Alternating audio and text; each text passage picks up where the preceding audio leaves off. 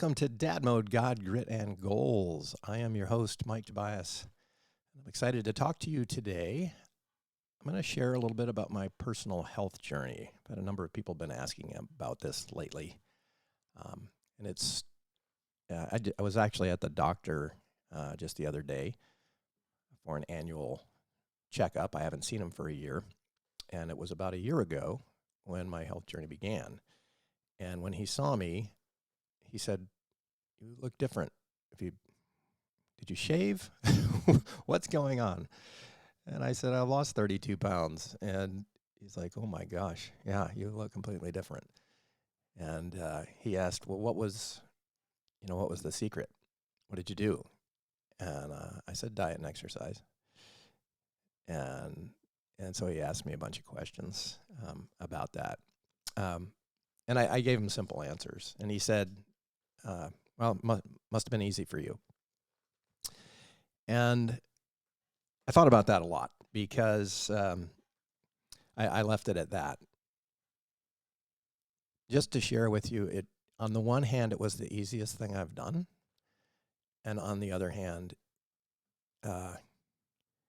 it required discipline. And really, that's when I talk about grit, that's a lot of what I mean, discipline.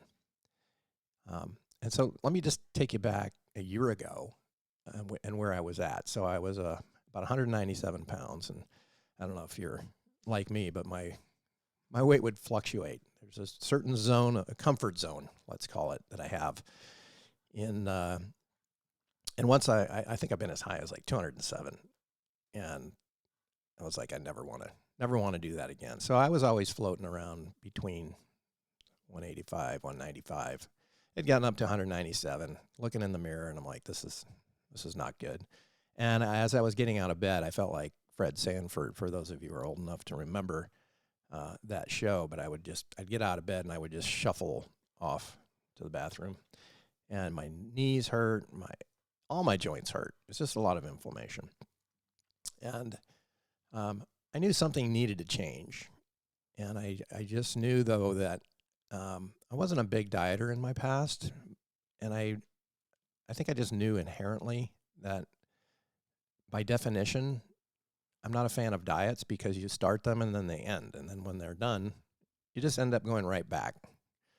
And I think there's a lot of studies that show that you don't just go back, you actually gain more on the way back. And so it had just never been a successful formula for me.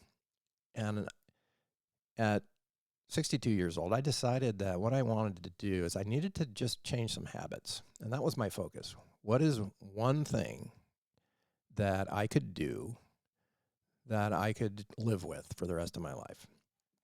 And so all of these things were kind of circling around. And at that same time, I was talking with a friend who had been diagnosed with cancer, and he was going through some cancer treatments. And because he was 10 years younger than me, I obviously was very concerned for him. Started doing a bunch of research and talking with him, and I learned a simple fact, and that was that cancers feed off of glucose, and healthy cells feed off of glucose. But healthy cells also feed off of ketones. And you can look all this up. But cancer cells can't feed off of ketones. And so if you eliminate the glucose in your bloodstream, you will kill off cancer cells. This actually is true. Now, if you've got an advanced stage of cancer, I'm not giving you any advice on any of that, and I'm not a doctor. This is more for, this is just information, so do with it as you may. But what I discovered in that was, all right, well, obviously I need to eliminate the glucose. So I studied all of that, and I came to understand that sugar's a really bad guy. And so I decided, I'm not a big sweets fan, fortunately. I'm more of a savory kind of guy. And so what I decided to do is I decided that I would just, there were 2 times in the day, one in the morning and one at night. I would have a couple of pumps of cinnamon dolce syrup in my coffee in the morning. Love that stuff. And a spoonful or a scoop of ice cream at night, or maybe some potato chips, or just not a lot, but that's how I'd end the day. So I'd start with some sweet, I'd end with some sweet. Really wouldn't have anything in the middle of the day. I'm not a snacker and that kind of stuff. So I decided, could I just cut that out of my life? Is that a habit I could form? And I said, yeah, I could do that, especially if it would help me avoid cancer. That seemed like a smart thing to do. So it's just a simple habit. And that was it. And then there was just one more thought that was rolling through my head, and that was, I'd been playing hockey. I was just getting slower and worse, and I think the inflammation was just killing me. And I was playing with my son in a league that I probably didn't belong in anymore, and I just wasn't feeling good. So it was either time to quit or time to get in shape. And so I decided, all right, I need to do something, because I played hockey, but that was it. That's all I did. I didn't go to the gym. I didn't do any of that. So I decided I was going to do 1 sit-up, 1 push-up the next morning, and then I would just add 1 until I couldn't do anymore. That was the plan. And so the next morning I got up, and sure enough, I didn't do a sit-up and push-up. And it took me 3 days, finally disgusting myself, going, okay, you can do 1. Get up and do it. And so I did. And of course, once you get down, it was like, all right, maybe I could do 10, but I did 5, and I'm like, okay, I did 5. I did 5 sit-ups, I did 5 push-ups. And that was actually hard. So this process began, it began to work. It was literally 2 days later where I suddenly felt less inflammation. And it hadn't gone away completely, but I felt better. And I was like, that is amazing. And for those of you that love bread and love sweets and love all that stuff, this is going to be a big departure, but sugar is absolutely 100% the enemy, and it's in everything. And it doesn't matter if you're going sugar-free. I get into that later. I've learned so much in this journey. Our bodies can live off of sugars, that's glucose, and fats. Those are the ketones. And so nuts are good. Steak, great. Cheese, great. All that stuff. Sounds like you went on a keto diet, Mike. Sounds like you went on a paleo diet. Sounds like you. Look, there's a reason that those things actually work. But again, I wasn't going on a diet. I was changing habits. And so that was just the one simple habit.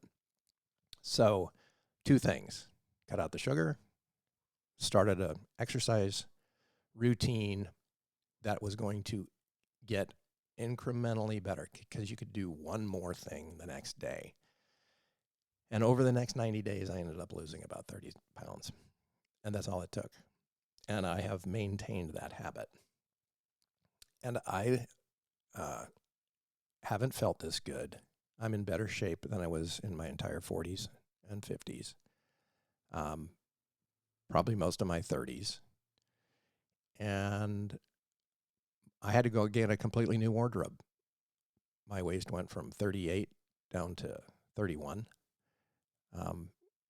So it's just been amazing. And along the way, you end up doing more, right? So over a 90-day period, I ended up stopping at 90 sit-ups and 90 push-ups. I've continued along this path. This morning I got up and I've backed it down. I'm in a maintenance mode now. It's so simple.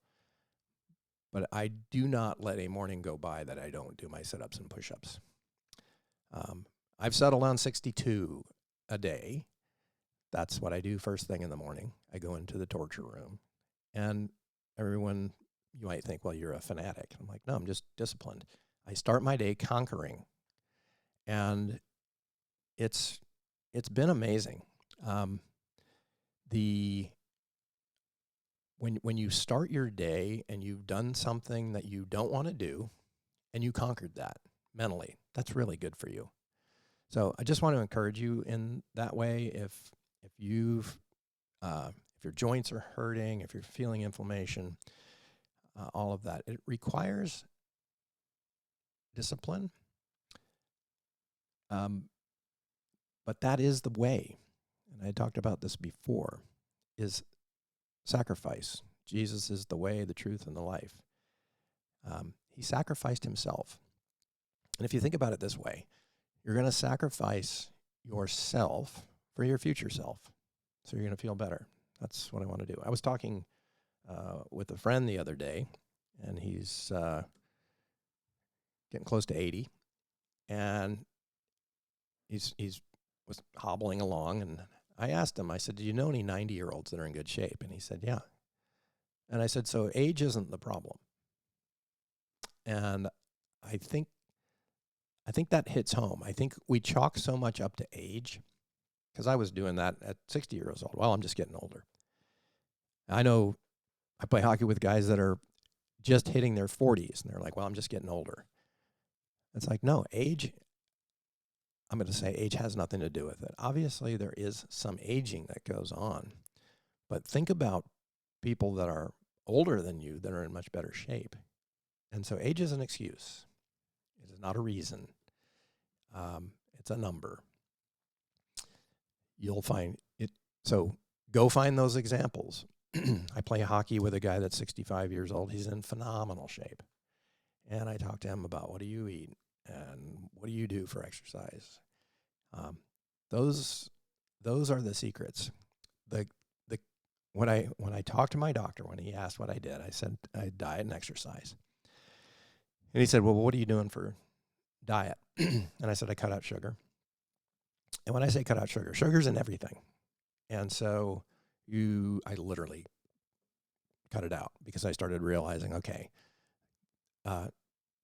processed foods all have sugar. Everything in the grocery store has sugar. The food industry puts sugar into everything. And there's one primary reason they do that. It's not because it tastes good. It's good that it tastes good. That's helpful for them. It's addictive. That is the problem. You are a sugar addict, and we have a society of sugar addicts. And this is why we have an obesity problem. Once you recognize this and you see it, I'll give you a real simple thing to go do. Go pull up any YouTube video and look at people in the city of New York in the 60s, just walking through. You won't find obese people. They are not there. They are the rare exception. We've completely flipped. We start our day with a donut, and we end with potato chips. That was that was the routine. That was my Sunday, right? You have heard about intermittent fasting. All of these things are now part of my day. I don't eat breakfast. There's some people say, well, you're supposed to eat 4 small meals. You're supposed to eat 4 times a day. Look, I'm not saying all of this is going to work for you. I'm pointing out the enemy is sugar. The challenge and the reason that sugar-free stuff doesn't work is because it hits your taste buds. And what happens when your body knows sugar is coming? It pumps up your insulin levels, because it needs to regulate your blood sugar. You can look all this up. Your blood sugar needs to be regulated because you're about to spike it.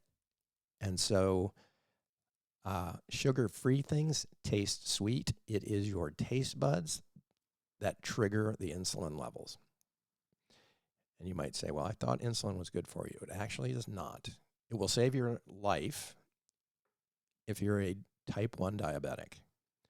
But if you are not, what's happening when you start your day and your insulin levels are jacked up because you put 2 pumps of cinnamon dolce syrup in your coffee?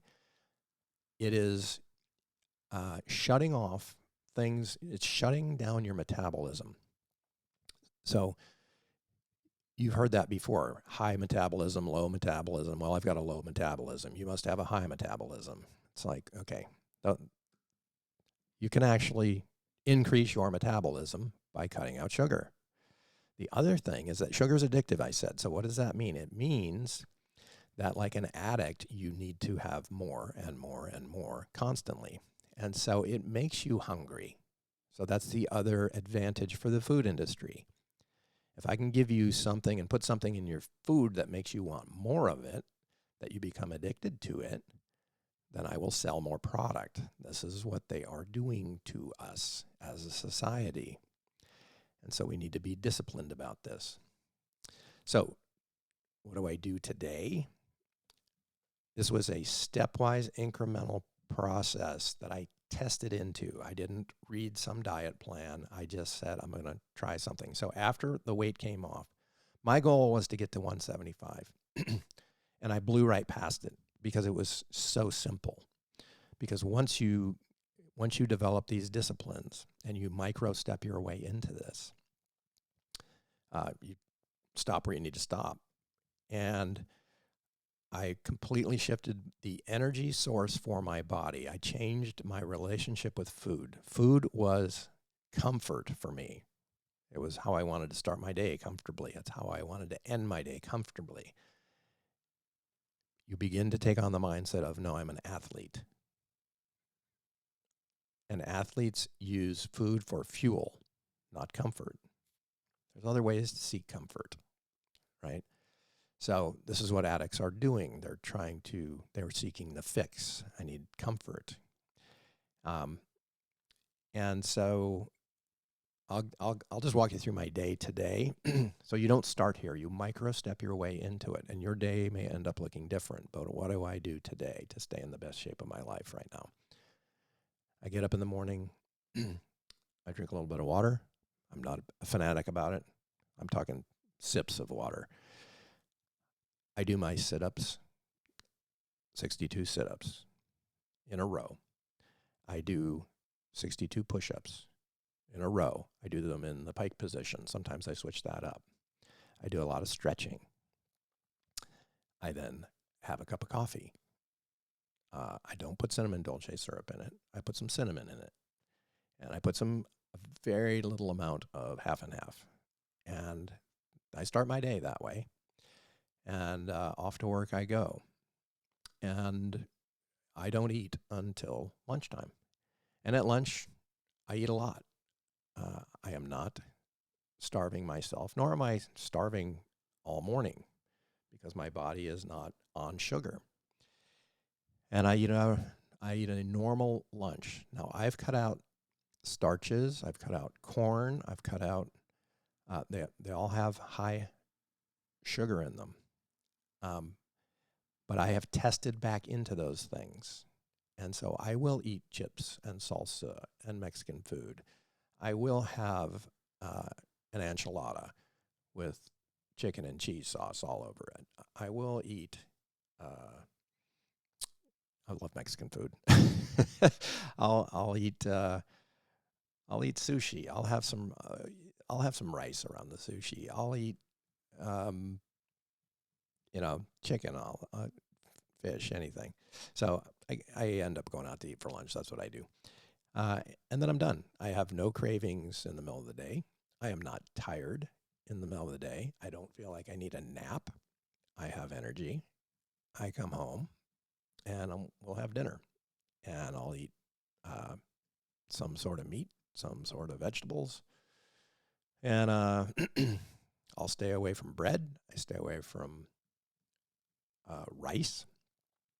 And other than that, it's kind of anything goes. And I see how I feel. The other thing is alcohol. And I will have a glass of wine. I typically will save that for a weekend. And on a special occasion, I'll have a margarita. But that's it. and the cravings will go away. You just need to get through the first week. Your taste buds are going to completely change.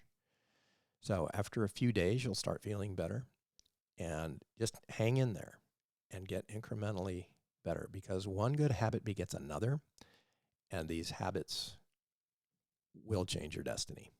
So if you are like I was, super frustrated, and just sick and tired of being sick and tired, then make a small change, not a drastic change. Small, sustainable changes over drastic diets. That's what I've learned. So I just want to encourage you today. Hopefully this is helpful. There's plenty of great podcasts. I found an amazing podcast on Huberman Labs. That guy's great. And he had a guest on that talked about sugars. And I've since learned some of what I've shared with you is 100% true. The enemy are balancing your insulin levels, eliminating the spikes. That'll get your metabolism going. And the food industry has us all convinced that a calorie is a calorie, and they are not. Not every calorie is equal. Our body processes different types of food differently. That's all in that podcast. Amazing stuff. So if hopefully this encourages you today, hopefully it gives you a little bit of insights. I know there's several people that I've been talking to that are on this journey now, so I just want to encourage you. You are on the right track. I've shared this with some friends. They started a week ago. One's lost 9 pounds, another's lost 10 pounds. Someone else had early results like that. That's in a week. It's crazy. And I've had others that have started and then stopped, and it's like you're trying to do too much. Don't do anything. This is a key. Don't do anything that you don't want to do the rest of your life. And so don't get dramatic. Get consistent. It is consistency over time. And if you're going to want to like add more, this is working, I'm add another thing, and suddenly you're just living this life that you hate. And so you micro step your way into this, and you see how you feel. One of the fascinating things, knowing I'm going to get up and do sit-ups and push-ups in the morning, there's just certain things at night that I'm like, no, I'm not going to do that because tomorrow I've got to do this thing. I am that disciplined. I have grit. I am that disciplined. It's a great test that when you get up the next day and you're doing your sit-ups and push-ups, that like, oh, this is harder than it was the other day. What did I do last night? Yeah, I shouldn't have done that. Feedback loops, we need them. So just want to encourage you today, small changes, and it's going to change your life. That's true in everything. I love you. Have a great day.